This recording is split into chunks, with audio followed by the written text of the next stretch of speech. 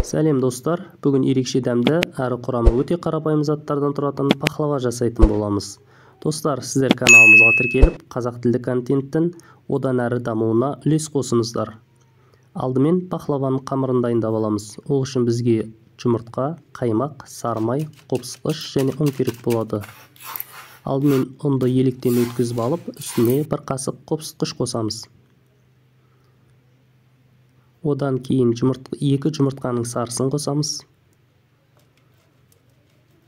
Үстінен сары майды үпкіштен өткізіп, бәрін қолмен біркелкі масса болғанша араластырамыз.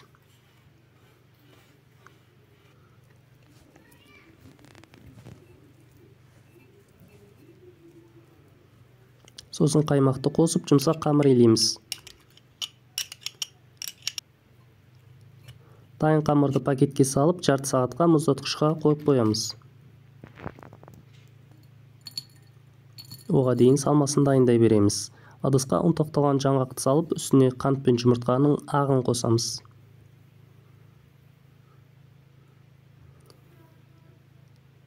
Жақсылап араластырамыз, осымен салмамыз дайын болады.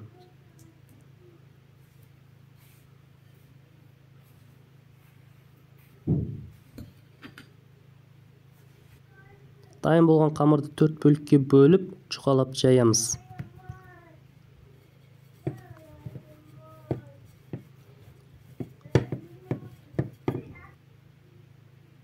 Одан кейін формамызға орналастырамыз.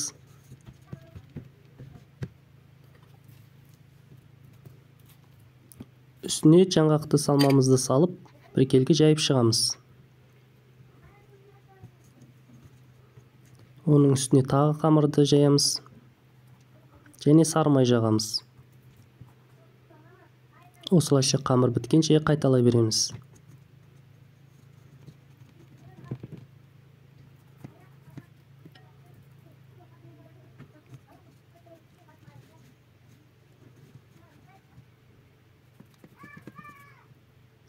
Соңында жұмыртқаның сарысын жағып, ромбиктерге бөлеміз.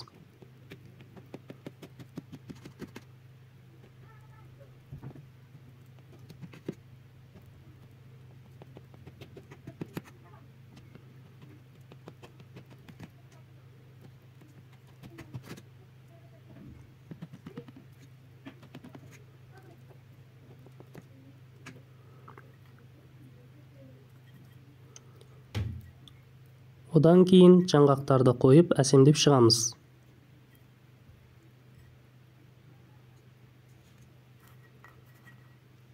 Қызып тұрған пешке 160 градуста 1 сағат пісіреміз.